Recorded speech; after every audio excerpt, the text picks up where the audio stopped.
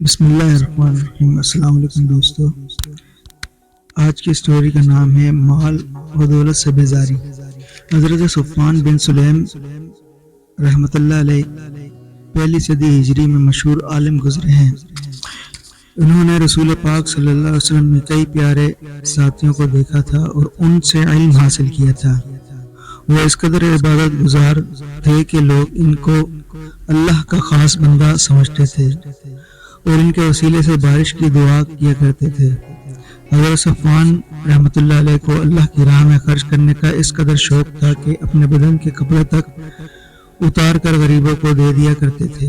مرتبہ رات کو نماز پڑھ کر مسجد سے نکلے، اس وقت سخت سردی تھی اور دانت بج رہے تھے۔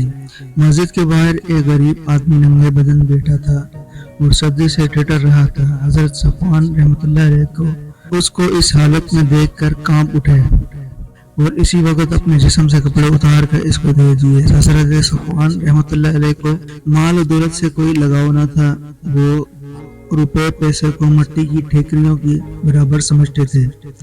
ایک مرتبہ خلیفہ سلیمان بن عبد الملک مدینہ منورہ آیا اور وہاں کے گورنر حضرت عمر بن عبدالعزیز کے ساتھ مسجد نبوی میں نماز پڑھنے کے لیے گیا۔ ظہر کی نماز پڑھنے کے بعد اس نے محراب کا دروازہ کھولا تو حضرت صفوان رحمۃ اللہ علیہ وہاں عبادت کرتے ہوئے نظر آئے۔ سلیمان ان کو پہچانتا نہ تھا۔ حضرت عمر بن عبدالعزیز رحمۃ اللہ علیہ سے پوچھا، یہ کون صاحب ہیں؟ میں نے ان کے چہرے جیسا نورانی چہرہ کبھی نہیں دیکھا۔ حضرت عمر بن عبدالعزیز رحمۃ اللہ علیہ نے کہا، امیر المومنین یہ صفوان بن سلیم ہیں۔ خلیفہ حضرت صفوان رحمۃ اللہ علیہ کا نام سن کر چونک پڑا، کیونکہ وہ ساری اسلامی دنیا میں مشہور تھے اور خلیفہ نے غیبانہ ان کے علم و خوبیوں کا حال سن رکھا تھا۔ اس نے ایک غلام کو 500 اشرفیوں کی تھیلی دے کر حکم دیا کہ میری طرف سے یہ اشرفیاں حضرت صفوان رحمۃ اللہ علیہ کی خدمت میں پیش کرو۔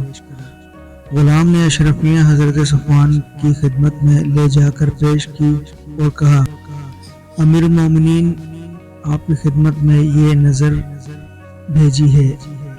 وہ اس وقت مسجد میں موجود۔ حضرت صفوان رحمۃ اللہ علیہ نے فرمایا، بھائی تم کو دھوکہ ہوا ہے، انہوں نے یہ رقم کسی اور کو بھیجی ہوگی۔ غلام نے کہا، کیا آپ صفوان بن سلیم رحمۃ اللہ علیہ نہیں ہیں؟ انہوں نے کہا، ہوں، تو میں صفوان بن سلیم ہی۔ غلام نے کہا، تو پھر مجھے دھوکہ نہیں ہوا، امیر المومنین نے یہ اشرفیاں آپ ہی کے لیے بھیجی ہیں۔ حضرت صفوان رحمۃ اللہ علیہ نے فرمایا، بھائی جاؤ دوبارہ پوچھ کر آؤ۔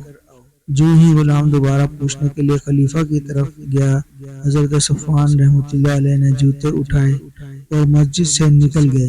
پھر جتنی دیر خلیفہ مسجد میں رہا، حضرت صفوان رحمۃ اللہ علیہ مسجد سے غائب رہے۔